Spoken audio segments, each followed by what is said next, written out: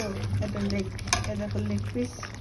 এই যে আলু ভালো করে কষাচ্ছি। হ্যাঁ, তারপরে দেবো অল্প জল, দেবো বেশি জল দেবো না, একদম কষা কষা করে চিকেনটা করবো।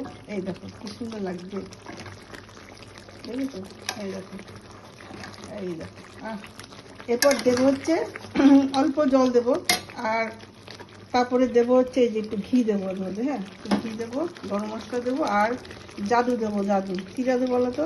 এই দেখো ধনে পাতা দেবো। এই আটিগুলো ফেলে দিয়ে ধনের পাতাটাকে ভালো করে ধুয়ে নামানোর সময় দিয়ে নামাবো।